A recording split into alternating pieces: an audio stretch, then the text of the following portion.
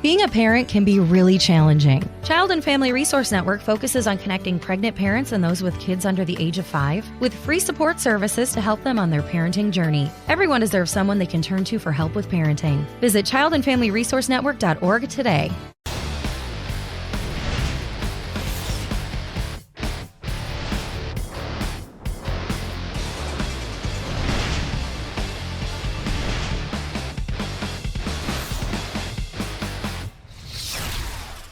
What's going on, everybody? Welcome to your Week 10 edition of the Pro Football Focus Show here on RotoGrinders. I'm back. I missed out last week. My dude Andy Means filled in for me, but happy to be back with Mr. Ian Hartitz. You can find him on Twitter at iHartitz. That's IHARTITZ. Ian, my man, how did last week go? I was unavailable on short notice. We had to get a fill-in. How'd it go, dude? Good to have you back, man. Yeah, it's been a while. It's been a while, man. It had been a lot of different co-hosts here over the past few weeks, but it was a solid show anyway. We were able to do, I think, a pretty decent job with the cash lineups. Got some of the best bets in there. Unfortunately, we were looking at Derrick Henry as the pivot to Dalvin Cook, but every week is Dalvin Cook week, I guess, in the year 2020. So we were talking about this slate beforehand, man. Maybe got some easier cash game lineups to build, but I think we got some interesting things to talk about in terms of tournaments, at least. Yeah, tournaments, do you want to play the guy who's going to be 60% owned in whatever tournament, maybe 80% in your single entries and things like that? Do you want to take the free square, or do you want to pivot on it? We've got some plays to mix it up with that. But Ian, I'm happy to be back. I've got your Manscaped Manifesto, we'll call it today. Here, we'll hear about that in just a little bit. Pulled up on PFF. You guys ever want to read that? You can get that with a PFF Edge sub over there. We basically like to start off the show looking from a top-down approach. All these things head-to-head, EPA, battles in the trenches, explosive pass plays. What do you got for us this week that's looking good? Let's start with the explosive pass plays. There's some weather going out there this week. I want to note that first in both Green Bay and in Cleveland. Maybe we won't get those explosive pass plays. Say that 3 times fast. But yeah, what's going on with this chart you got up here in your article?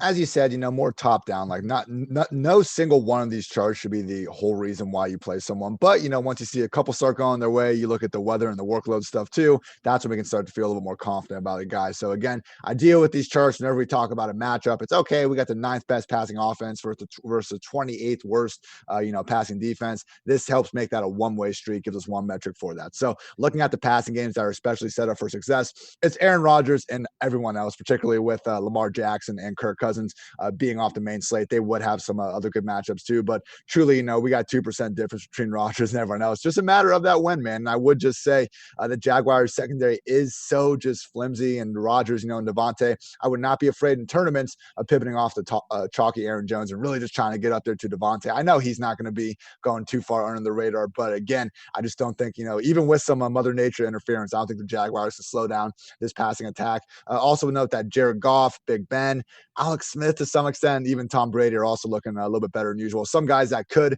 have a little bit more of a rough day than normal. Carson Wentz, which, hey, it's been up and down all year. Finally getting some weapons back, but we'll see. Daniel Jones, Tua, and Russell Wilson is popping as someone that could have a little trouble making some explosive plays against this Rams defense. Aaron Donald, Jalen Ramsey, we know they got the blue chip stars out there, and they've just been so well coached throughout this year, man. One of these defenses that I think we wondered, would they kind of remain this elite unit without Wade Phillips and kind of losing Nickel Roby-Coleman and some of these other guys? Answer has been a resounding yes so far, but they're about to face the final boss in Russell Wilson and company. We'll see how these numbers look after that matchup.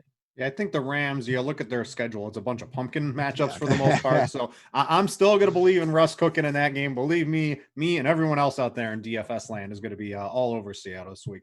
Let's scroll down just a little bit. Let's take a look at a couple of the other metrics here. Let's talk about pace. Always important. The more snaps you get, the more fantasy points your players are allowed to score in theory, because, hey, they're just playing a lot more snaps on the field. What are we looking at for pace this week? Is there anything really standing out? Man, one game stands out above all the rest, and that is the Buffalo Bills at the Arizona Cardinals. Yeah, man. Usually we're looking at this, and the Dallas Cowboys are just continue to try to run the fastest pace possible, or also this team. But, they're on bye. So now, truly, there is not another matchup even within 2.5 seconds of this game in terms of combined situation neutral pace. So Kyler Murray, Josh Allen, all their weapons, fire them up with confidence, everybody. We do not have weather issues in this one as well, which is always great to see. Some slower pace matchups, 49ers at the Saints, and then also the Jaguars at the Packers. Talked about some of the weather stuff. A game that before, we were talking before the show, I was kind of looking at that over, wondering, oh, what do we have here? But you add in the weather, you add in the slow potential pace, probably one that we're going to want to stay away from, mostly on the Jaguars side of the ball with respect to James RB1's son, of course. Yeah, in Buffalo, you saw him basically unleash Josh Allen. They tricked Pete Carroll. Pete Carroll's like, man, we would have crushed them if they would have only ran the ball. Newsflash, Pete Carroll. Good teams will pass the ball against you when you're so horrific at defending the pass. I'm expecting Arizona and Buffalo to go at it, and I think they're going to have an unleash Josh Allen again this week here, just passing because they know Arizona is going to put up a bunch of points. You add that with a pace. This is where all the DFS exposure is going to this week. Well, we've got a bunch of plays from this game later, but always want to take a note of pace out there. Yeah. All right, let's look at pressure. This can help you find some defenses or maybe help you find some under the radar deep passing matchups if a team cannot get to the quarterback. What are we looking at on that this week? Yeah, two guys stand out as being particularly screwed. Mr.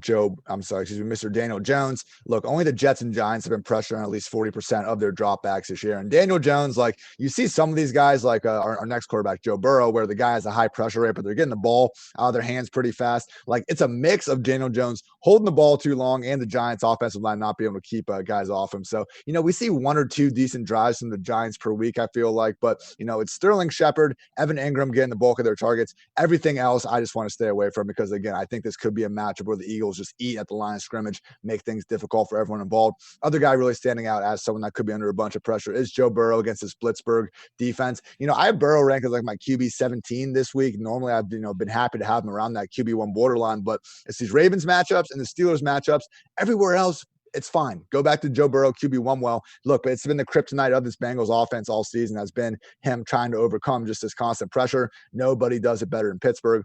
Some quarterbacks that could be having all day to throw. Big Ben, but we wonder how much they're really going to ask him to do, with this kind of banged up state he's in. Tom Brady against the Panthers, kind of like this is a sneaky bounce back spot, man. After how bad they look on Sunday night, we know that's not going to be the case every single week. And then Aaron Rodgers versus Jaguars, we talked about that a little bit. And then Jared Goff versus Seahawks. Man, like we'll get to our DFS plays here, but Jared Goff is someone that I am never on usually because I just know I want some sort of a rushing floor. But against the Seahawks secondary, who can't put up points on these guys? So I do think Goff and particularly Woods and Kupp are more than viable plays this week. Yeah, you got to hope the Rams they want to run the ball, but you got to hope they're smart enough. I think McVay's smart enough to maybe want to pass the ball this week. I'm going to go out on a ledge. We'll see. We'll see if McVay is actually a pretty sharp coach. I think he is.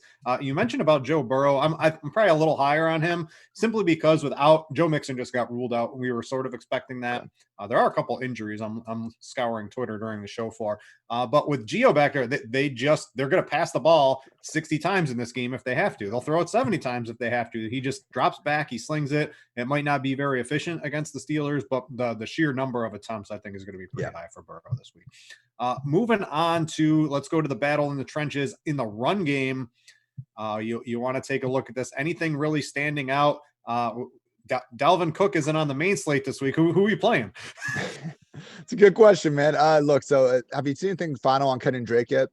Probably not because they're West Coast, but I have not. Has not crossed yet. Yeah, he's been limited all week with this ankle injury. It sounds like he has a chance to play. If not, though, go straight back to Chase Edmonds. Well, everybody, he had the exact role we were hoping for: 25 carries, 95% snaps, and again, he has a great matchup against the Bills. And look, I've adjusted this yards before contact to make it only 4 running backs because I saw the New York Giants popping up as one of the best offensive lines, and I was like, no, something is wrong there. That's not right. And it was because some of the quarterbacks that were ripping off big runs were kind of influencing this metric. Obviously, Kyler does that, but Kyler, he's such a threat that just having him there has helped the running backs even rack up yards before contact on their carries as well. So, truly this Arizona Cardinals rushing offense, I know Kyler's been the one. He's on pace for 16 rushing scores, but it's okay for Edmonds or Drake to score in one of these other weeks. I would say, they're more flex options. You can't fire them up with as much confidence if both guys are active. But if we get Drake out, again, go back to that Chase Edmonds. Well, also Aaron Jones deserves to be, one of the chalkiest running backs of the slate against this Jaguars defense.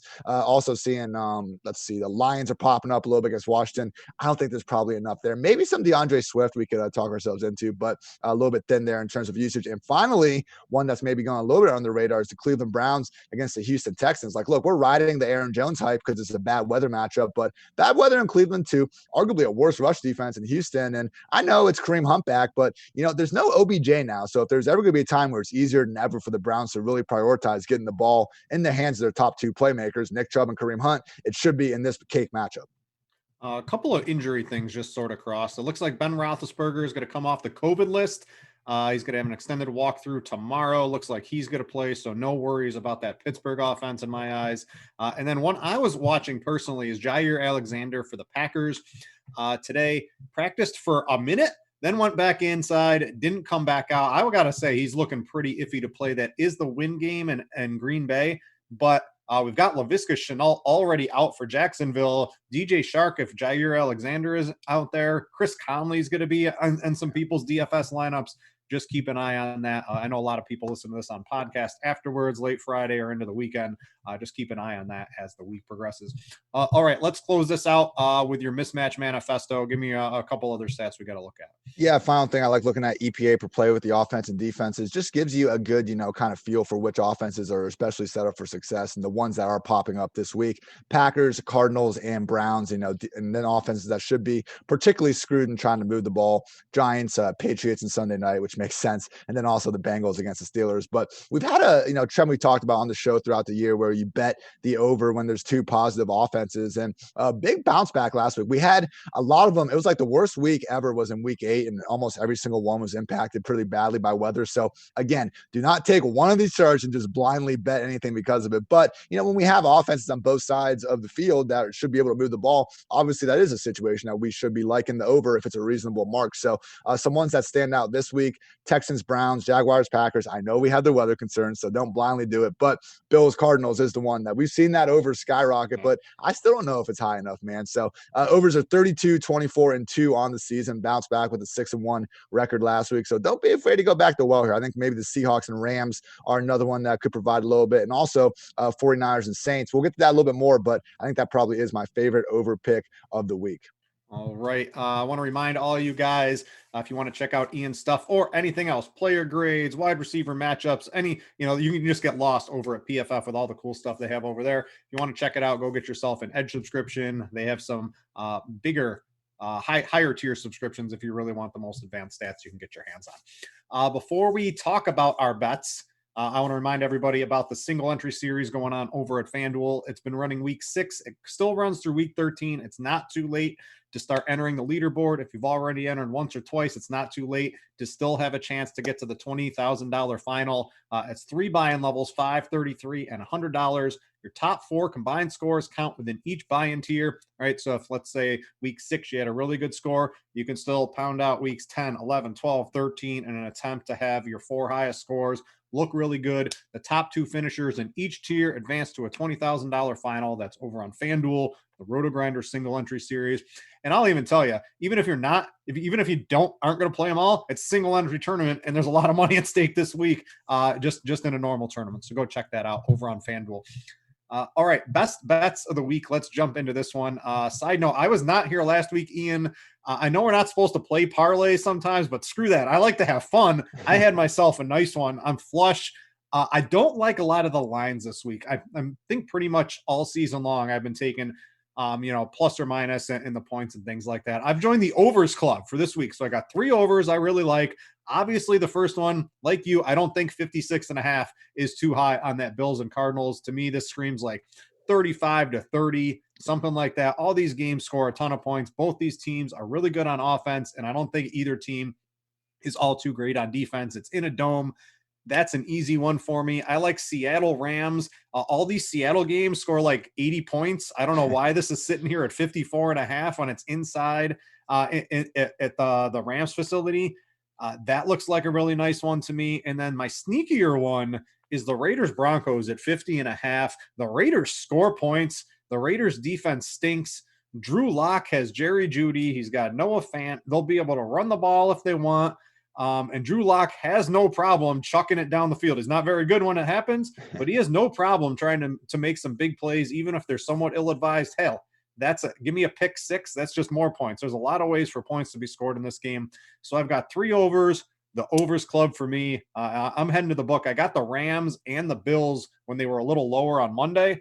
But after the show, I'm going to get that Raiders Broncos one too. 100%, man. That's why we were hyping up Jerry Jeudy on this show last week. Like, even if it doesn't go that smooth in the first couple quarters, we know Drew Lock is more than capable of bringing them back. So I got 3 here. Was able to go 2-1 last week. Nailed the Ravens and Raiders. Missed on the Cardinals. So my bad, everybody. But I feel good about these ones here moving forward. Seahawks plus 1.5. Look, I understand how bad the Seahawks defense is, but come on. This is Russell Wilson, arguably the MVP if the season would end today. I just think to have him giving points against Jared Goff, I know it's in LA, not Seattle, but no, I just think that in this situation, pick the better quarterback, and when it's a somewhat evenly just evenly matched a matchup. And I think just look, good offense beats good defense. Seahawks have the better offense here. Even if the Rams have the better defense, give me the better QB.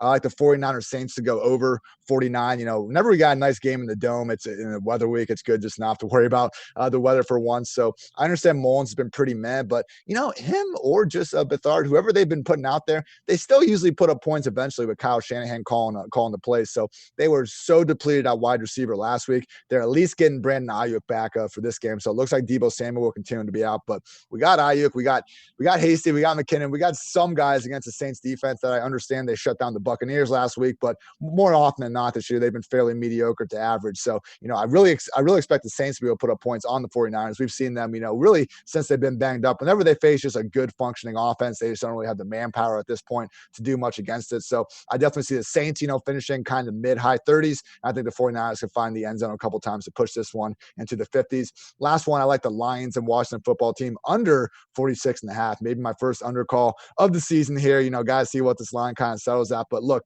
Stafford without Kenny Galladay, only 3 games all year that he hasn't had an average target depth over 10 yards. It's just kind of been a broken offense without Galladay in the system. We just haven't really seen them resembling the same just high-flying offense from last season. So you add to that Washington has actually been pretty good against the pass, and they have, this defensive line just full of beasts with Chase Young and company over there. So I think that's going to be a problem. And then the Washington side of things, man, like my biggest concern betting the under would be Alex Smith turning the ball over so much that, the Lions could be able to score, because great story and everything. But if we look at this guy, all he wants to do is check down, and he's been erratic doing it. It's not even like he's been this game manager that's taking what the defense is giving him and avoiding mistakes. Like, no, still making mistakes, not making big plays. I don't see either offense having much success, and thus give me under.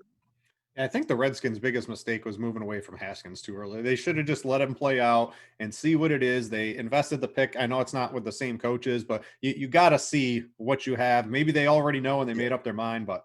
Well, dude, and here's my biggest issue with that, because everyone pulls out that article where they go, oh, Haskins was gloating for throwing for over 300 yards in a loss against the Ravens. So as an organization, you let whatever that report is get out to try to make everyone feel better about you benching this guy. Way to tank his value like even more at Washington. Whether you really think Haskins is the answer or not, if you don't think he's your quarterback, that's fine. The Cardinals didn't think Rosen was their quarterback, so they traded him and picked Kyler Murray. But to enter this year with Haskins and to sit him behind a guy that is not giving them any better of a chance to win at this point, it's ridiculous, man. Even if they think Haskins was bad, they should want to lose as many games as possible. And I just didn't understand that. Now you got Alex Smith. He looks extremely scared. I mean, for good reason, right? But he's just checking down in here. So I like that under call here.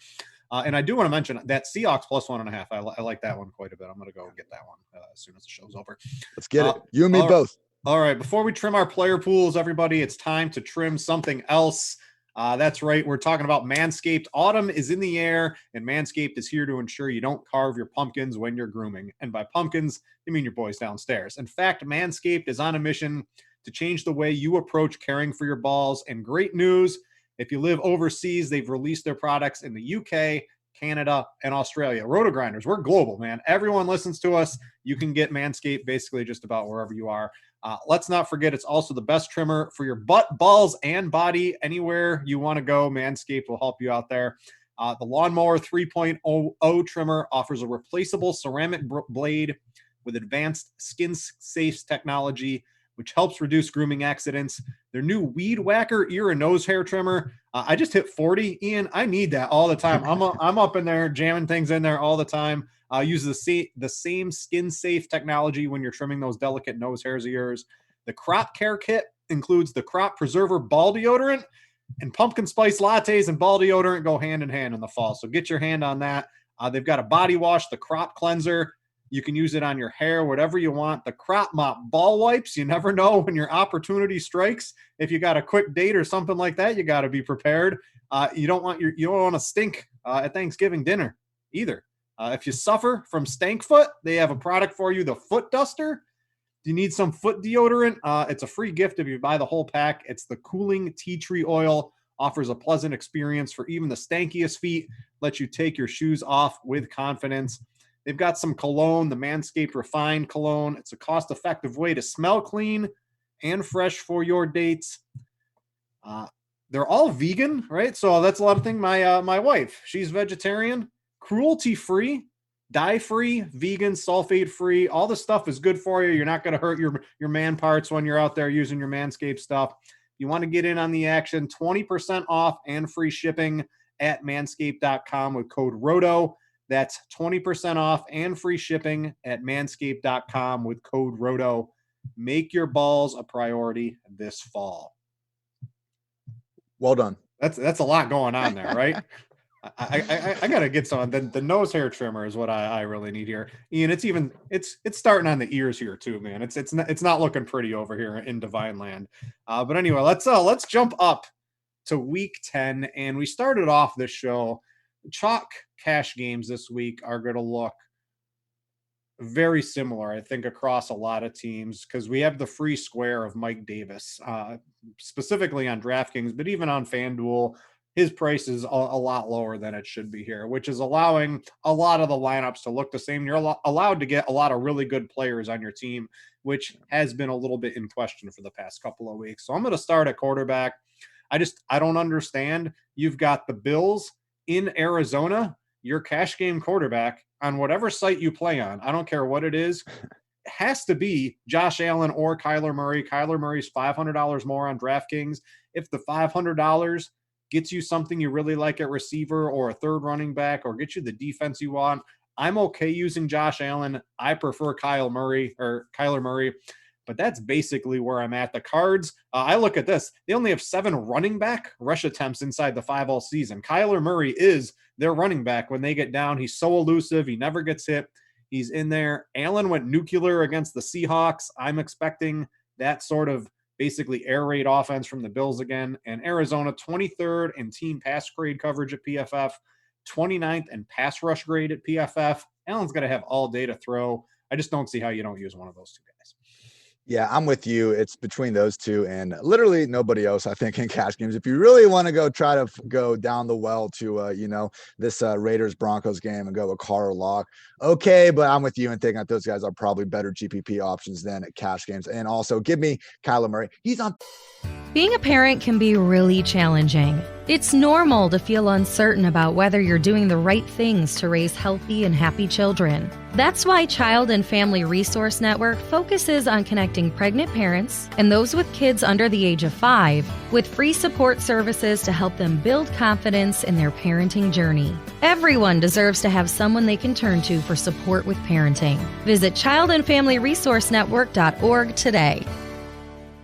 Pace for 16 rushing touchdowns. He's essentially having Lamar Jackson 2019's season, but even more passing upside. Yeah. Exactly. It is better. Literally nobody in the history of the NFL has ever averaged more fantasy points per game at the QB position than Kyler Murray is at this very moment. So yeah, for only $500 more, give me him. And I also just think that, even if Tre'Davious White is in or out, Kyler to Hopkins to Kirk, I think that's the best kind of stack you can make between the two to go into your cash games with. Looking at some of the GPP. So I, mentioned those, guys a little bit lower down. You can talk about them a little more, but I do think maybe, we're seeing probably more ownership at the top or the bottom. Might have some chance to get a little bit contrarian in the middle with Drew Brees at 6,400 and Jared Goff at 6,500. We talked about the Seahawks defense, man. Absolutely nobody can slow them down. They have given up an additional 300 yards this season to wide receivers in the next closest defense. They've already had a bye week. Like, it is ridiculous how bad they have been compared to any other team. It's not just the secondary. Like, their pass rush can't do anything, whatever you want to call it. They have been a quarterback's delight. And I think with Goff, the biggest issues for him is usually that pressure or just lockdown coverage, neither of which should be a problem this week. Would not be surprised at all if he goes for 300 plus and 3 or 4 scores. They've been a run first offense, but we saw that go away a little bit more last week. And I think that they just need to keep their foot on the gas against the Seahawks team. We've seen the Vikings, the Bills. When you play the Seahawks, NFL offenses get it. You throw the ball. I expect Sean McVay to realize that as well. And then, yeah, with Breeze, I mean, he looked awesome last week. And really this whole year, he hasn't had a game without multiple touchdowns or 300 passing yards. So we've been making fun of his, arm strength and all that, but he's still putting up numbers in this offense. And you have Michael Thomas back to that unit. It looked better than ever because they actually showed this new willingness to get not just Kamara and Thomas involved, but everybody involved. So, you can still stack them with Kamara and Thomas. I wouldn't recommend going to too many other guys other than maybe Emmanuel Sanders, but either way, high scoring offense, I think, against this 49ers team. So we don't have those rushing floors we like, which is why I wouldn't go with them in cash, but certainly still think they have a chance to go for 300 plus and a trio or more of scores. Yeah, you mentioned Lock or Carr. I mentioned I like the over in that Raiders game. I'm looking at that game in tournaments. I think both quarterbacks a little bit too cheap. I like a lot of points. I like those team grades at PFF. Raiders defense, absolute dead last in team pass rush grade and second to last in coverage grade. That's going to give Locke as much time as he needs to hit Judy or Patrick or Hamler or Fant or whatever you want to do on offense there. I know the Raiders are efficient. Denver's defense is really nothing to worry about. They gave up 34 points to the Falcons last week. They let the Jets score 28 points on them, right? You can just keep going back here. What am I looking at? The Raiders, they gave up 28 to the Jets, 43 to the Chiefs, 30 to the Chargers, 34 to Atlanta. I don't see any reason why the Raiders can't put up a 30 spot. It just looks like an easy over in that game. So look to that for tournaments. Is there anyone else you really want to talk at the quarterback position? Not really, man. I think we can move on to running back. Where let's talk Mike Davis. Obviously, he's the cash lock.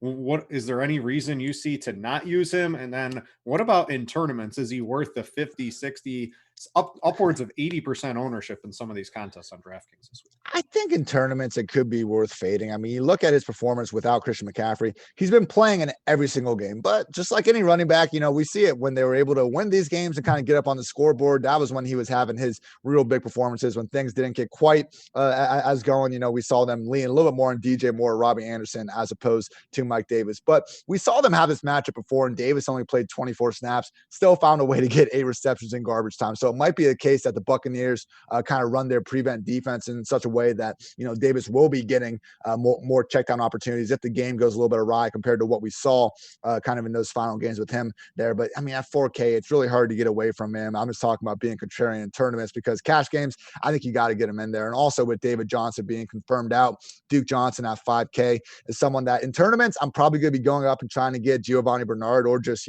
trying to avoid that range altogether. But Duke, I mean, again, 5K in a matchup where we got a revenge game storyline brewing, but just more than anything, even with the wind, should still be looking at 15 and 20 touches, even if I don't think it's going to be this, Chase Edmonds every down roll. And then finally, getting all the way up to Aaron Jones is probably going to be the most popular move.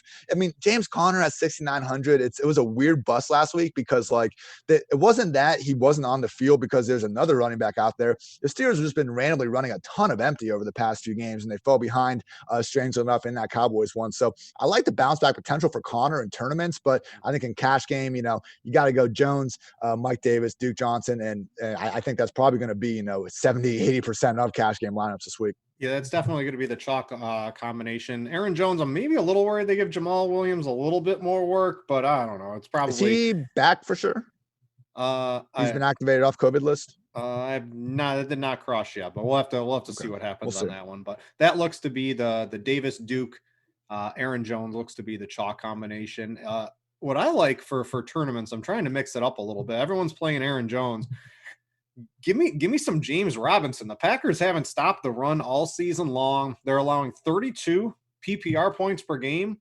I know Chris Thompson came back and ate into a couple of the passing down snaps, but Robinson still has 47 rush attempts and 8 targets over the past 2 games, basically an unheard of workload in 2020 for a running back. Why not play him in this game if it's sloppy? Maybe it's a closer game. They're able to run because teams aren't just able to pass the ball downfield. I want to note I've seen some things on Twitter where even Aaron Rodgers himself says the way the stadium's been changed over the past couple of years, it doesn't really affect the ball too much.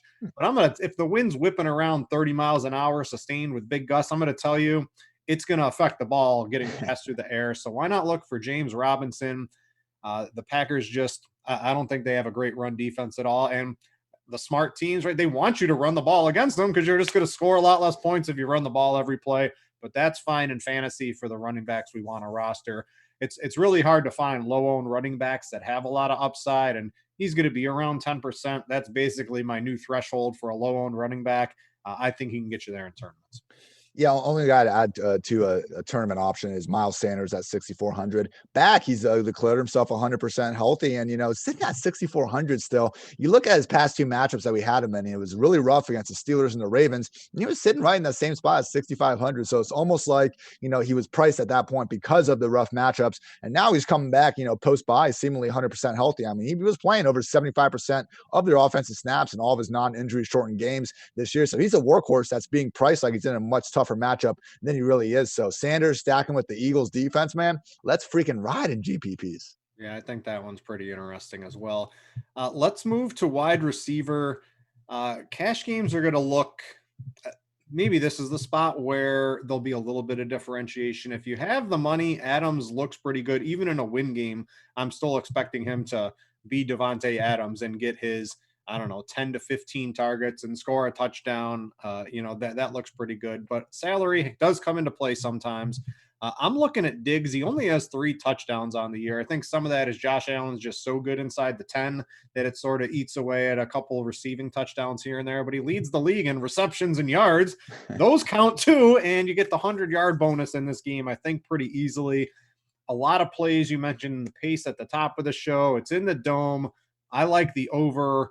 Diggs is 7,500. You've got some really interesting plays. You've got DK Metcalf at 76, Michael Thomas at 74, Keenan Allen's going under the radar at 7,100. I really like that game with how for offense, a couple of key Miami defensive players have just got ruled out a couple of minutes ago, and Kyle Van Noy, and then someone on the defensive line as well. So the Miami defense is going to be reeling. They're not going to get 6 fumble returns or interceptions every single time on defense. So I like Keenan Allen, very safe, but I think Diggs is safe with the upside this week to just have a monster game.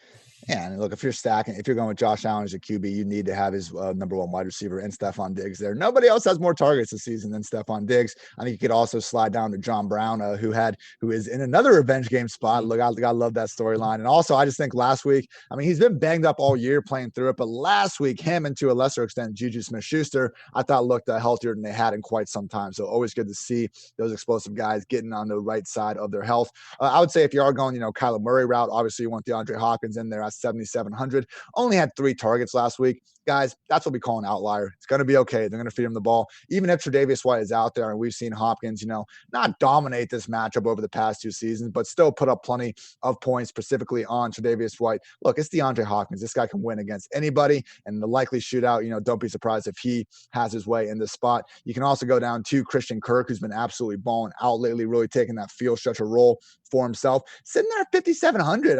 Really not all that pricey at all in this spot. So I think he makes a lot of sense. Again, mentioned before about, this Buccaneers offense. Don't, be afraid to go back to well with Antonio Brown at 5,800, just expecting the true kind of coming out party that we thought was going to be here last week. To your point about DK Metcalf, man, everyone's kind of expecting this to be a Tyler Lockett week, I think, because of Jalen Ramsey. Just realized that was last week too, right? Right. But doesn't matter. Tyler Lockett, DK Metcalf week. There's been 1 week all year that wasn't DK Metcalf week, and that was the bonkers, Lockett 200 plus yards and 3 touchdowns against the Cardinals. Otherwise, this dude's had 90 yards and or a touchdown every single game. So at some point, Lockett and Metcalf are going to go off together. Could be this week. I know it's not, the greatest matchup, but again, this Russ, Metcalf, Lockett, they've been putting up so much numbers all year around. I know it's not the most ideal matchup, but, always a viable tournament stack, particularly if we can get the reduced ownership there. Quickly, just some under 4K options you can use to help fill out your lineup. Chris Conley at 3K. I believe you said Laviska Shenault is out, so he's viable. Jakeem Grant at 3K. Josh Reynolds at 3,500. Get some, different exposure to that game. And KJ Hamler at 3,800 are more than viable. Last 2 points I have here. Mentioned that wind in Green Bay being a problem, but DJ Chark, over the last 4 weeks, DJ Chark has more air yards than literally anybody, and he's missed a game in that stretch. So Minshew, Luton, they're using Chark to get down the the field, and I think he can win in a big way against this Jair Alexander-less Packers secondary. And then finally, Brandon Ayuk at 5,700, maybe my favorite wide receiver play of the week, man, just because, going into that last game where Richie James went absolutely bonkers, Troy Aikman said on the broadcast that, before they had all those wide receivers get rolled out, Kyle Shanahan told him that like 85% of their passing plays were just dialed up to go through Brandon Ayuk. And we saw this guy doing really big things with his opportunities before. So if Deebo Samuel was also coming back, that would be kind of cause for concern who's going to be the number one guy. But with Deebo out, with Kittle out, look, this is a Brandon Ayuk show in San Fran. He's got Kyle Shanahan designing any play he can to try to free him against, a Saints secondary that, again, looked good last week, but more times than not this year has been pretty beatable. So absolutely love Brandon Ayuk at only 57K this week. A couple guys I like Jerry Jeudy. I'm going back to the well on that. 14 targets last week. This Raiders defense is total trash. Love him in a tournament. I can't stress I do like that game for low-owned tournament plays. I don't know if you mentioned Connor at the running back spot. I don't know if he's going to be ultra chalky, but if you want to get a little leverage, maybe a Deontay Johnson, still just 5,200, and he gets a bajillion targets every game. I don't expect them to really fall behind against Cincinnati. Weird things happen in the NFL. I wouldn't put it past it. And if you do use Connor, I think Connor with like Boyd or AJ Green, right, adding that stack to something else that you're doing, I think that makes a lot of sense in a tournament, because if Connor's cruising for 20 carries and 2 touchdowns, they're going to be chucking, and there's just going to be a bajillion pass attempts. You can even mix in Gio on that one. I think Connor and Gio, even combined, make a reasonable stack in that game because he fits the pass game. But a lot of good wide receivers I think you can look at for cheap out there. You mentioned Chark, he's 6,200, but I do like that one. I just traded for him in Dynasty today, so I'm glad he got to make the show. But yeah, wide receiver, a fun position. I think my 2 favorite, Jeudy and Deontay Johnson, as a little bit lower owned tournament plays. I want to mention to you guys, if you hear me talking about ownership, we talk about Gridiron IQ, all the cool stuff here on RotoGrinders.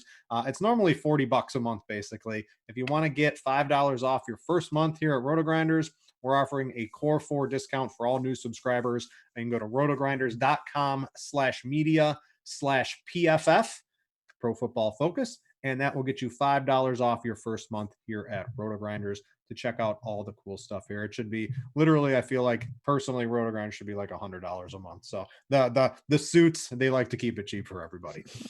Let's go to the tight end position. And this is just basically the slate. We don't have Travis Kelce. George Kittle's out. We have Darren Waller. He gets a bunch of 5-yard targets, but a bunch of 5-yard targets at the end of the game look pretty good in fantasy. He far and away projects for the highest fantasy point total. And basically any system you look at out there in DFS, he's 5,900, which is usually like you do that and you feel like a donkey when Waller gets like 9 fantasy points and the rest of your lineup falls apart. But he looks basically locked in to really have a nice game. I like him in cash. The other guy I think that's drawing a lot of interest is going to be Dallas Goedert. Pay no attention to his 1-target game 2 weeks ago. There was a weird game script. It was all turnovers. Carson Wentz was getting hurried a lot. They kept him in to pass block and to run the ball a lot. I'm expecting him to basically be unleashed. We've got this week and maybe another week or 2 before Ertz comes back. Those are probably be my 2 options right now for cash games. You got to like them, Ian. There's really no way you can get around those 2. Yeah, exactly. And look, I'd be more willing to get up to Waller if Goddard wasn't there, because I'm with you, man. I think without Ertz in the picture, Goddard's going to be a top 5 tight end here, from this point out. I think he's going to be in that 5K range as early as next week, potentially. But I would just say, looking at Waller, yeah, he's the most expensive tight end, but realize that he is the undisputed number 1 pass game option in the Raiders offense. And if you just, take the position out of it and you look at him relative to other wide receivers, he's plenty affordable. I mean, he's right there with Antonio Brown, a little more expensive than Claypool, Christian Kirk, but cheaper than your Chris Godwins, your Jujus, your Robbie Andersons of the world. I mean, his target projection is higher than all these guys probably. So don't be afraid, even make a contrarian lineup. Why not Goddard and Darren Waller in the right spot? I do think they could have not allow that. Enough upside. No, I'm just saying, like Waller, he is a tight end, but truly is the number 1 pass game option in that offense. But yes, and let's not get too crazy out here with 2. Only other guys guys I would mention in tournaments potentially, Eric Ebron at 4,400. He's been featured in the Steelers passing game. It's one of these situations where we don't know who it's going to be on a week-to-week basis, but with Vance McDonald kind of being in and out over these past few weeks, and just even when McDonald has been in the lineup, we've seen Ebron playing almost every single down. So certainly not a matchup against the Bengals I'm worried about. And Evan Ingram, man, like I don't know why Jason Garrett has been changing this offense so much over the past few weeks, but it is now Sterling Shepard and Evan Ingram getting absolutely fed, and then it's everybody else. I mean, Darius Slayton has been really far removed from the equation. Golden Tate has been, just not even active over these past or at least last week, and now he's a little bit banged up as well. So Evan Ingram, 4,500 against an Eagles secondary that, really never replaced Malcolm Jenkins at that safety spot. We've seen them, really struggle against tight ends throughout the year. I understand he didn't blow up against them last time they played, but at some point, Evan Ingram, he's already been kind of flashing it a little bit. They've been finally using him more as a downfield receiver. I think we do kind of see that true blow up game that we know he's all capable of. One I really like this week is going to be Gesicki, and you got to fade the Durham Smythe touchdowns, right? Well, those are super tilting when you roster Mike Gesicki. But I mentioned, at least on the chart or on the Miami defensive side, they're down some really good players for their defense, specifically Kyle Van Noy in the middle of that defense at linebacker. I think Gesicki, right? We got Preston Williams out. If you're not playing Jakeem Grant, who's going to be pretty popular, why not try out Mike Gesicki this week and expect him to maybe get into the end zone? And I think that Chargers offense is going to be able to put up points. I think Tua looked much better throwing the football in his second start here. So I'm looking at Gesicki as a low-owned tight end to have himself a pretty good week there. All right, let's move on and wrap this show up with the defense position. There's a couple. To me, it looks like the chalk defense is probably going to be the Saints. They're 3K, big home favorites against, a completely decimated San Francisco offense and defense. So either way, I think, if they're in catch-up mode, there's room for sacks and interceptions, and I think they can keep the point total possibly low. Although you like the over, maybe I'm going to have to rely on some sacks and interceptions and things like that to hit it with the Saints. But they look like the cash one. You got an interesting GPP play that I didn't think of, but I'll maybe add to it in a second. But the one we both agree on for tournaments is the Raiders. Even though I like the over in that game, it's Drew Lock slinging it around the yard. And when you got Drew Lock throwing the football, weird things can happen for defensive special teams touchdowns. So take a look at that. And those points count towards the over on my end of trying to score on that bet too. So if the Raiders get a pick six or a couple interceptions, I think that looks good. They're just 2,500. I want to talk to you on your $2,200 defense because I think it's a little interesting. Russell Wilson's not playing as good with the football as he used to in terms of interceptions.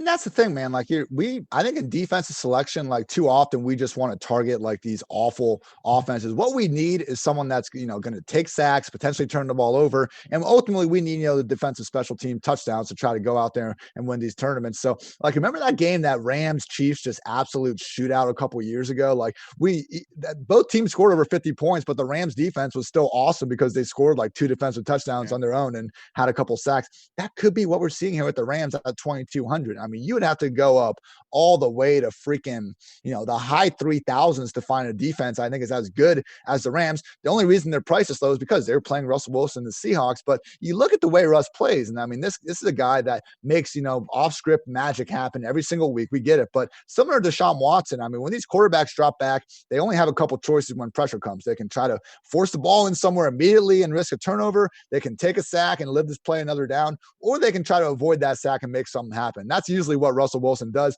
And because of that, he's taken multiple sacks in every single game this season. He took 5 last week. And the interceptions, man, when they're throwing the ball around this much and he kind of has to play this Superman card, they've been flowing too. I mean, he's had 2 picks last week, 0 before, but then went 3, 1, and 1 in the 3 weeks before that. So, Russ, he's making more than enough big plays to make up for these issues. But again, this is a good Rams defense that could, take advantage of these few mistakes in a very big way. Only other 2 I would mention, just in terms of, I like the running back and defense special team stack. Mentioned Miles Sanders and the Eagles, and also I just think with the Lions sitting there at 2,600, like, again, we cannot give Alex Smith the benefit of the doubt at this point. I think, just the way he's playing and the way this offense seemingly just wants to live and die with bubble screens to JD McKissick, I don't see the Washington football team really being able to move the ball all that much, even if the Lions defense isn't good. And hey, mentioned before, DeAndre Swift has a pretty nice matchup in the trenches in terms of the combined yards before contact per rush. So don't love anything about this game as a whole, but I do think Swift and maybe the Lions defense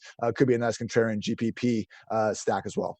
All right, that's going to wrap it up for the Week 10 PFF show here on RotoGrinders. I'm going to go ahead to the sports book and get some bets in. Ian, you have yourself a good day. And as always, we appreciate you watching this live. We appreciate you downloading it on podcast, watching it on YouTube, however you like to consume this and all the other shows at RotoGrinders. A big hat tip to all you guys out there listening. Ian, till next week, my friend. I'll see you. Thanks for everybody for watching, and we out.